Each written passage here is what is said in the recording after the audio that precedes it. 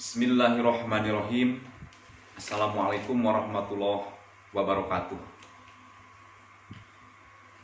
Para mahasiswa yang budiman, selamat berjumpa lagi dengan saya.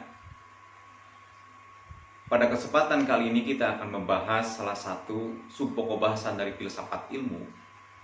Kita akan berbicara, mendiskusikan, dan menelaah secara mendalam tentang ilmu, filsafat, dan agama. Para mahasiswa yang budiman, kerap kali kita menjumpai ada banyak orang yang kemudian mempertentangkan antara ilmu, filsafat, dan agama. Padahal ketiga hal tersebut memiliki objek yang berbeda-beda. Oleh karena itu, satu sama lain tidak bisa dipertentangkan. Sebab ilmu memiliki takaran kebenarannya, kemudian filsafat memiliki takaran kebenarannya, dan begitu pun dengan agama memiliki takaran kebenarannya.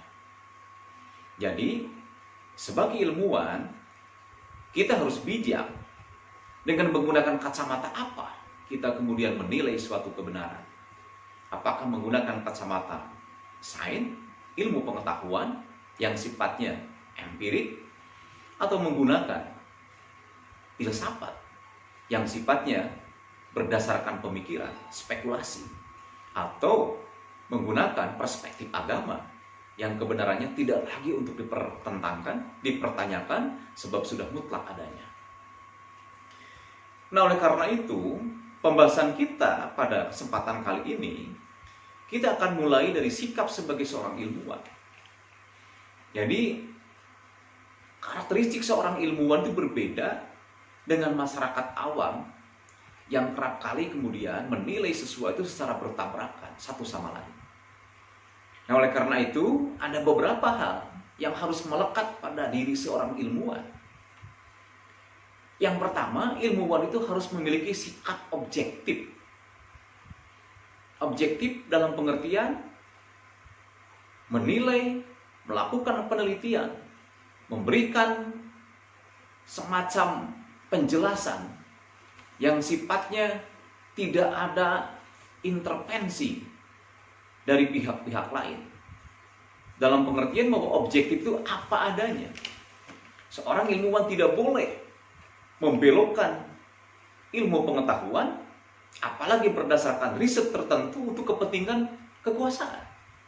Apakah kekuasaan politik, kekuasaan uang, kekuasaan jabatan, dan lain-lain. Jadi apa yang disampaikan oleh seorang ilmuwan adalah benar-benar dalam arti yang disebut dengan objektif. Itulah yang disebut dengan makna penting bagi seorang ilmuwan. Ia memiliki sikap yang objektif. Yang kedua, ilmuwan itu memiliki sifat yang disebut dengan skeptis. Artinya, seorang ilmuwan harus senantiasa ragu terhadap realitas sehingga menuntun dirinya untuk memasuki wilayah-wilayah penelitian yang mendalam untuk menemukan kebenaran sebagai seorang ilmuwan. Tentu saja bahwa dalam konteks ilmu pengetahuan, kebenaran yang dimaksud adalah kebenaran sains yang dapat dibuktikan secara empirik. Jadi, kalau seorang ilmuwan sudah hilang sikap skeptisnya, maka dia akan berhenti untuk menelaah tentang semesta ini. Yang ketiga, ilmuwan itu harus memiliki aspek ataupun sifat yang disebut dengan senantiasa ingin tahu, senantiasa ingin mengetahui. Dari sikap rasa ingin mengetahui ini, maka akan mengaktifkan kegiatan-kegiatan ilmiah, kegiatan-kegiatan yang memiliki sumbangsi bagi pengembangan ilmu pengetahuan. Karena kalau orang ataupun ilmuwan sudah sampai pada titik tidak ingin mengetahui lagi, maka berhenti yang disebut dengan ilmu pengetahuan. Jadi, ilmu pengetahuan itu sangat tergantung dari pengembangan yang dilakukan oleh manusia dengan dasar rasa ingin tahu. Wajar kalau seorang ilmuwan itu tidak puas oleh satu hasil penelitian, tidak puas oleh satu hasil penelaahan, maka ia akan melakukan penelitian, melakukan penelaahan yang lebih dalam lagi untuk menemukan yang disebut dengan kebenaran perspektif ilmu pengetahuan. Yang keempat, seorang ilmuwan itu harus memiliki apa yang disebut dengan kejujuran ilmiah. Nah, ini yang harus senantiasa berkobar di dalam diri seorang ilmuwan, bahwa apa yang kemudian dihasilkannya melalui kegiatan-kegiatan ilmiah, melalui riset-riset, melalui penelitian-penelitian, dilakukan dengan jujur.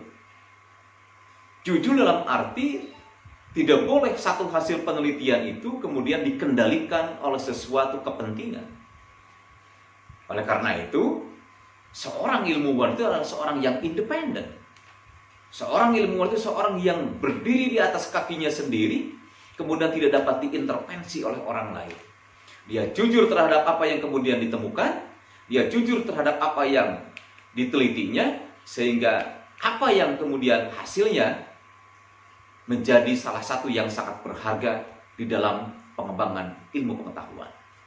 Jadi, itulah yang disebut dengan syarat-syarat atau kriteria seorang ilmuwan ketika dia berada pada ranah pengembangan yang disebut dengan ilmu pengetahuan. Para mahasiswa yang budiman, kita kembali lagi kepada topik kita tentang di mana nisbah antara ilmu, kemudian filsafat dan agama.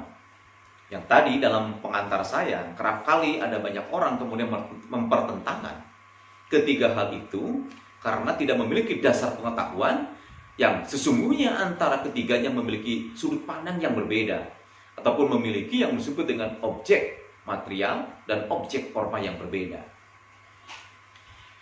Yang pertama, kita bicara tentang filsafat. Filsafat atau filsafat ilmu di dalamnya adalah suatu kegiatan yang mengkaji tentang masalah-masalah yang berkenaan dengan segala sesuatu secara sungguh-sungguh, berdisiplin, guna menemukan hakikat yang sebenarnya. Jadi penelaahan filsafat adalah penelaahan yang sifatnya mendalam, sifatnya radikal, sifatnya komprehensif, sifatnya integral untuk menemukan hakikat dengan sebenar-benarnya. Tentu harus dicatat oleh Anda sekalian bahwa yang dimaksud dengan hakikat sebenar-benarnya adalah dalam perspektif filsafat yang pembuktiannya menggunakan akal pikiran. Nah, oleh karena itu, kedudukan filsafat di dalam ilmu pengetahuan sangat penting. Sebab ilmu pengetahuan termasuk teknologi itu pertama kali dikembangkan oleh filsafat. Bagaimana orang kemudian berpikir ingin bisa terbang, maka lahirlah pesawat terbang. Orang merenung bagaimana misalnya manusia bisa terbang seperti burung. Kemudian Wright dan bersaudara merintis pesawat terbang yang pertama berkali-kali, jatuh bangun. Dan akhirnya hari ini pemikiran yang mendalam oleh Wright bersaudara itu menemukan titik kulminasinya bahwa banyak ataupun ratusan orang bisa diterbangkan dari satu daerah ke daerah sebagaimana layaknya terbangnya seekor burung dari satu tempat kepada suatu tempat yang lain. Nah, oleh karena itu di dalam filsafat orang kemudian mengembarakan pikirannya. Orang mengembarakan akal pikirannya untuk menemukan hakikat yang sesungguhnya. Kita tahu bahwa dalam perjalanan filsafat kuno misalnya, para filosof kemudian menerka tentang hakikat semesta ini. Ada yang mengatakan bahwa hakikat dari dunia ini adalah air. Begitulah Thales kemudian mengemukakan bahwa hakikat tentang kenyataan ini adalah air. Yang lainnya mengatakan cinta. Kemudian yang lainnya mengatakan perubahan. Tentu saja dengan argumentasi yang sangat kuat, yang kemudian pengujiannya menggunakan dasar pikiran ataupun menggunakan logika kita. Oleh karena itu, kita berhutang budi terhadap filsafat ini. Karena filsafat telah mengembangkan sains mengembangkan ilmu pengetahuan, sampai pada akhirnya bisa mengembangkan yang disebut dengan teknologi.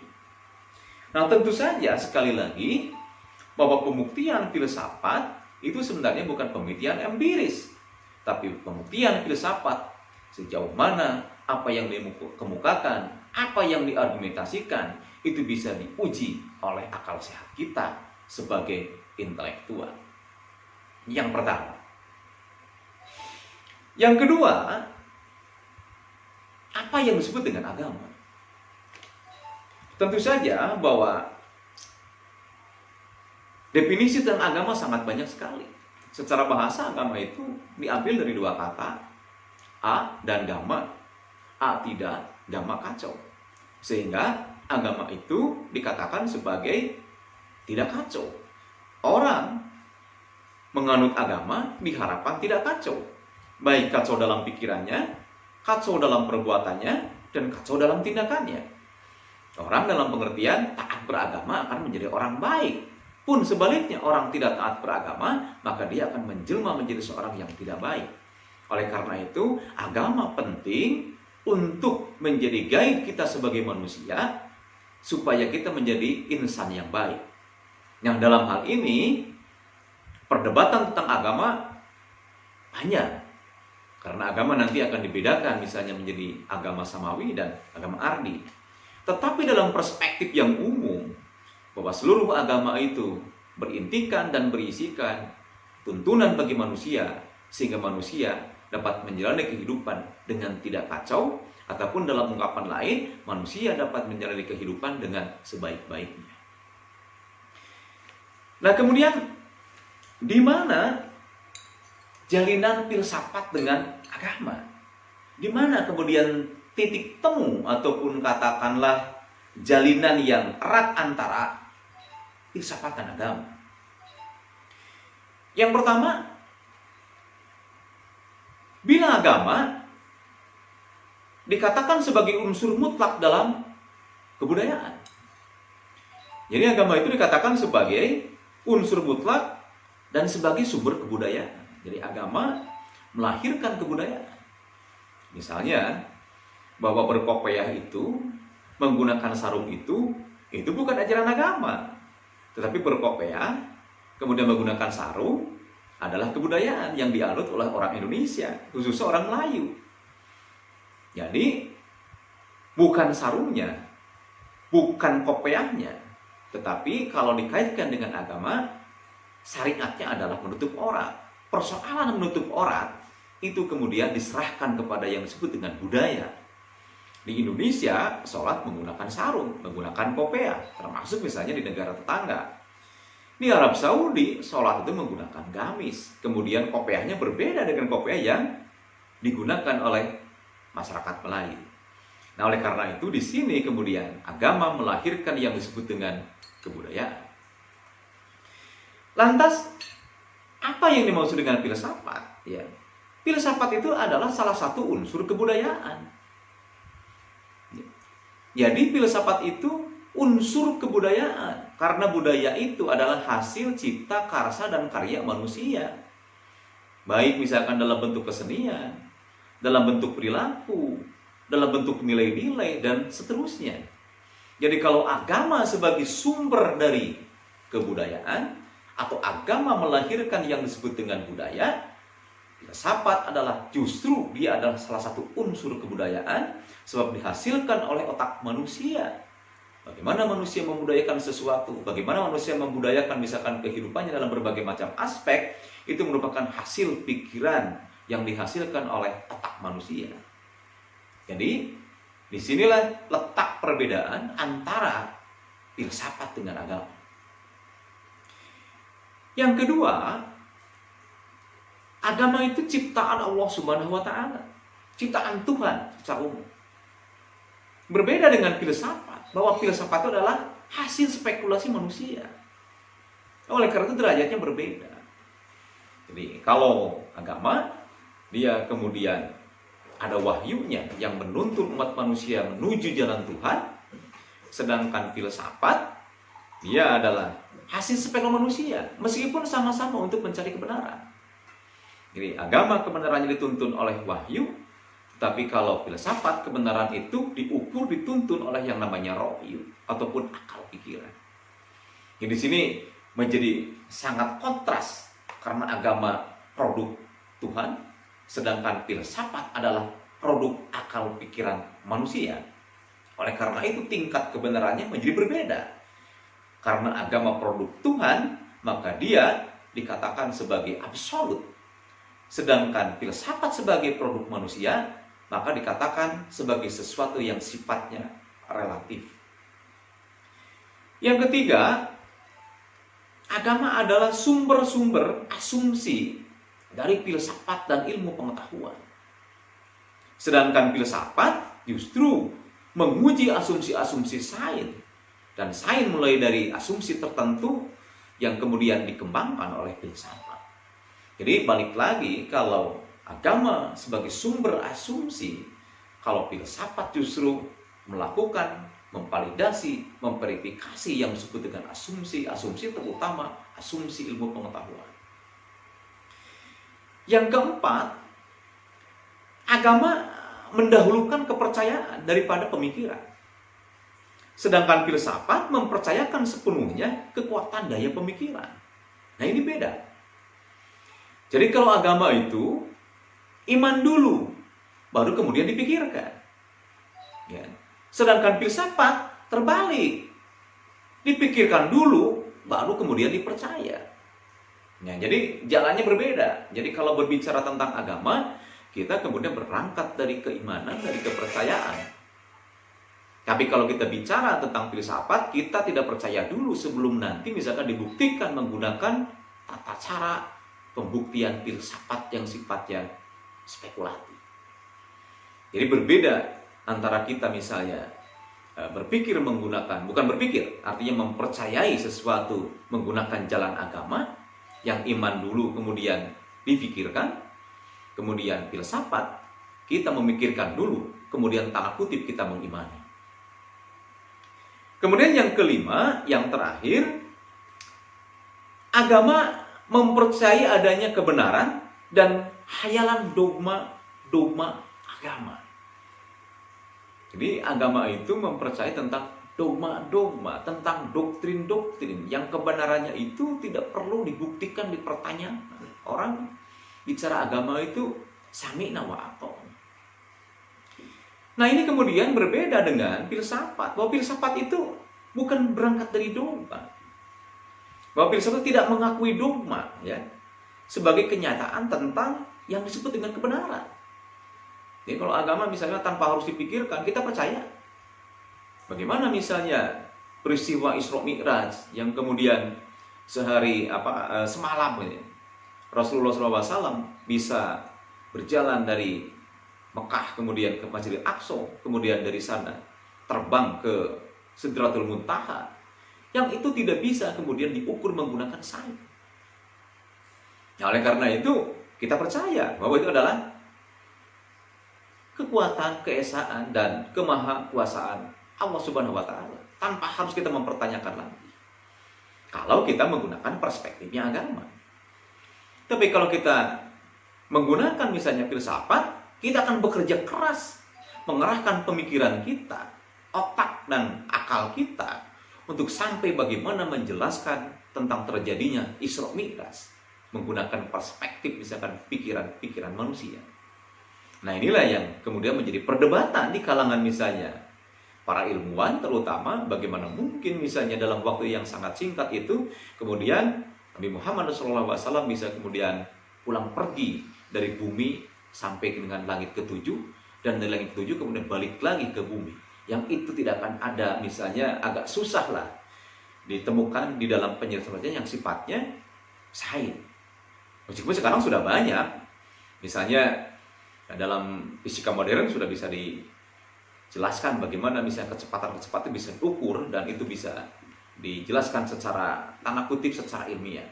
Tapi yang ingin disampaikan pada kesempatan ini, jadi kalau agama dia kemudian berangkat dari dogma-dogma, mempercayai dogma-dogma ya, yang tanda kutip kerap kali tidak masuk dalam akal pikiran manusia, sedangkan filsafat justru menolak tentang dogma-dogma agama yang tidak rasional, yang irasional, karena filsafat menggunakan dasar pikiran untuk menjelaskan tentang realitas yang ada. Para mahasiswa yang budiman, kemudian bagaimana jalinan filsafat dan ilmu? Dalam hal ini adalah ilmu pengetahuan, sains. Filsafat adalah hasil pemikiran manusia, hasil spekulasi manusia, betapapun tidak sempurnanya daya kemampuan pikiran manusia. Jadi pondasi utama filsafat itu adalah pikiran manusia. Ya, oleh karena itu nanti cara memverifikasi sekali lagi tidak lagi dengan bukti-bukti empirik. Bagaimana kemudian dijelaskan menggunakan akal yang sifatnya rasional. Ilmu pengetahuan dan filsafat memiliki persamaan, yaitu keduanya hasil ciptaan kegiatan pemikiran manusia, yaitu berpikir filosofis, spekulatif, kemudian empiris ilmiah.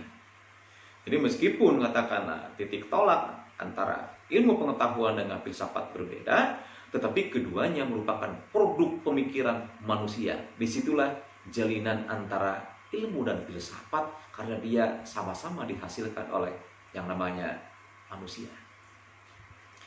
Sedangkan perbedaannya, filsafat dan ilmu pengetahuan, di mana filsafat menentukan tujuan hidup dan ilmu menentukan sarana untuk hidup. Karenanya filsafat disebut sebagai induknya ilmu pengetahuan. Jadi ada filsafat yang dijadikan sebagai pedoman hidup. Apakah filsafat misalkan yang dikemukakan oleh para filosof zaman Yunani kuno hingga sekarang di zaman modern, atau misalkan filsafat-filsafat yang digali dari budaya kita masing-masing. Jadi ada banyak misalnya pedoman-pedoman yang kita lakukan dalam bernegara, bermasyarakat, dan berbangsa itu diambil dari saripati kebudayaan kita sebagai manusia, yang itu dikatakan sebagai filsafat kehidupan. Jadi kita sekali lagi bukan hanya menghasilkan pikiran-pikiran yang jenius, tapi pikiran jenius itu pada akhirnya akan menuntun diri kita kepada kehidupan yang lebih baik lagi. Misalnya bagaimana kita berbangsa bernegara, bahwa Pancasila itu adalah filsafat orang Indonesia, filsafat yang digali dari bumi Indonesia oleh Bung Karno. Oleh karena itu tata cara kehidupan kita dari mulai katakan dari rumah sampai kita bernegara itu tidak boleh terlepas dari kehidupan yang namanya Pancasila, sebab kita sudah berkomitmen bahwa Pancasila sebagai pedoman bangsa Indonesia. Tentu saja pedoman di sini adalah pedoman berbangsa dan bernegara. Sedangkan ilmu pengetahuan menentukan sarana hidup. Jadi kita itu sekarang hidup itu sudah semuanya berdimensi ilmu pengetahuan, sebab ilmu pengetahuan harus mengabdi terhadap kesejahteraan. Dalam filsafat tidak boleh yang disebut dengan ilmu pengetahuan itu justru akan merontokkan derajat harkat martabat manusia. Justru yang namanya ilmu pengetahuan harus mengabdi terhadap kehidupan manusia. Dalam pengertian ilmu pengetahuan itu sebagai sarana bagi manusia, bagi kita untuk mencapai kesejahteraan. Kita mungkin luput ya, bagaimana misalnya kita bisa berjalan dari satu tempat ke tempat yang lain dengan cepat menggunakan kendaraan bermotor, mobil, bahkan pesawat terbang. Kalau dulu misalnya untuk naik haji bisa sampai dengan 4 bulan, 5 bulan, 6 bulan. Saat ini naik haji mungkin hanya sekitar 17 hari. Umroh hanya sekitar 9 hari. Karena teknologi sudah bisa menerbangkan manusia dari Indonesia sampai dengan ke Mekah, melakukan ibadah, balik lagi dalam waktu yang sangat relatif singkat. Dan itulah teknologi penerbangan, teknologi yang katakanlah kendaraan itu sudah mengangkat harkat martabat manusia, dan manusia menjadi sejahtera dengan adanya seperti itu. Yang lain bisa banyak contohnya. Misalnya pulpen saja atau pensil aja, itu kan teknologi yang luar biasa kalau kita pikirkan. Bagaimana kita bisa menulis dengan cepat, bagaimana kita bisa misalnya mempublikasikan dengan cepat apa yang kita peroleh dalam bentuk ilmu pengetahuan.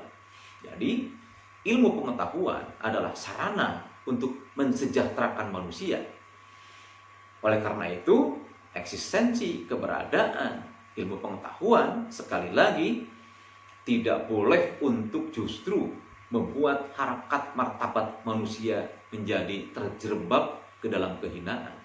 Justru ilmu pengetahuan harus mengangkat harkat manusia pada kesejahteraan. Bahkan ilmu pengetahuan, filsafat harus bisa kemudian mempertemukan dengan Tuhan yang Maha Kuasa. Di belahan dunia lain banyak ilmuwan, ya, dokter-dokter spesialis ataupun ilmuwan-ilmuwan antariksa dan seterusnya, yang kemudian dia sampai beriman kepada Tuhan yang Maha Kuasa karena memang di dalamnya ada banyak hal yang luar biasa yang tanda kutip bisa mempertemukan pikiran-pikiran manusia dengan Tuhan yang Maha Kuasa. Para mahasiswa yang budiman, kemudian di mana perbedaan antara filsafat dengan ilmu pengetahuan? Yang pertama, ilmu pengetahuan itu bersumber dari ra'yu, akal budi, rasio ataupun reason, ya. Sedangkan agama itu berawal atau bersumber dari wahyu Allah Subhanahu wa taala yang sudah kita bahas terdahulu. Ilmu pengetahuan mencari kebenaran dengan jalan penyelidikan, dengan riset yang mendalam. Kemudian menggunakan pengalaman empiris dan percobaan-percobaan yang dilakukan, baik itu di dalam laboratorium maupun misalkan di luar laboratorium. Filsafat menghampiri kebenaran dengan cara mengembarakan akal budi secara radikal, integral, universal, dan komprehensif, meskipun sifatnya relatif. Kebenaran ilmu adalah kebenaran positif. Artinya bahwa kebenaran ilmu adalah kebenaran yang dapat dibuktikan secara positif sesuai dengan tahap perkembangan manusia. Yang dulu pernah saya kupas bahwa manusia itu ada pada peradaban mitologi, pada peradaban mitis, dan yang terakhir menurut Agus Pom kita sekarang berada pada peradaban positif, di mana seluruh kebenaran diverifikasi menggunakan ilmu pengetahuan yang sifatnya empiris. Yang terakhir, kebenaran agama sifatnya mutlak yang berpangkal dari sikap percaya dan iman pada Allah Subhanahu wa taala. Sedangkan kebenaran ilmu pengetahuan dan kebenaran filsafat sifatnya relatif, sebab ilmu pengetahuan dan filsafat bersumber dari akal pemikiran manusia yang sifatnya terbatas. Para mahasiswa yang budiman, demikian penjelasan pada kesempatan kali ini. Mudah-mudahan kita bisa berjumpa lagi dalam kesempatan berikutnya. Terima kasih. Assalamualaikum warahmatullahi wabarakatuh.